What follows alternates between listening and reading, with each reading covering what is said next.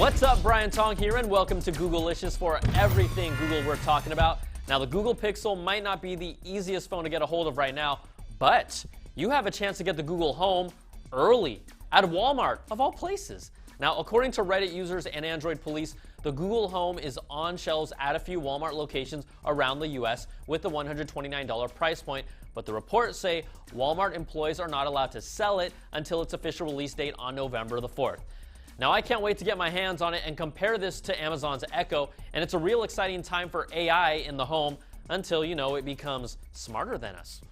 All right, the Google Home has already been criticized for its slim pickings for support with third-party devices and gadgets. We know it will get better, and it's a legit complaint, but right before launch, the Google Assistant is getting if this then that support, or IFTTT for short. Now, what makes this great is that by connecting it to different services, you can do things like call your phone if you've lost it, or send a tweet by voice, or set your lights to party mode, but someone else has already made these pre-made recipes or actions for you.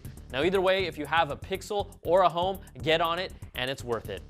And speaking of that Google Pixel phone, as time has gone on, this phone's profile continues to rise. Weeks later, reviews are still positive, and demand is surpassing the supply available. Some users' Pixel phones are arriving past the delivery time that was promised, so to make up for the delay, Google is sending a $50 credit after the phone arrives. Like, seriously, who does that these days? That's a good Google, or a good goal. Sure, yeah, I'll go with that. And yes, the camera is still the best ever in a smartphone, so why not showcase some more great footage from the Pixel?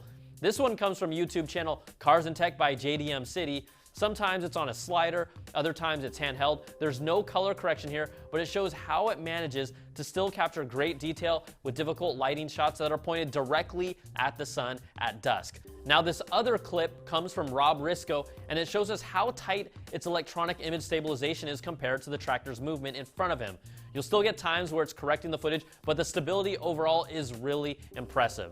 Basically, these two videos were just to show off and illustrate how good this camera is.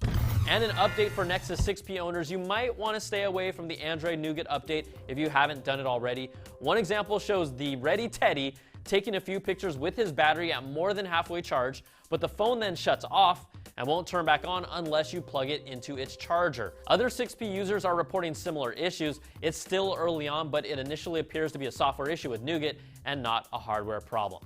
All right, that's going to do it for this week. You can always email me at googlicious@cnet.com or tweet me at Brian Tong. Thanks so much for watching. We'll catch you all next time for some more of that Googlicious. Googlicious.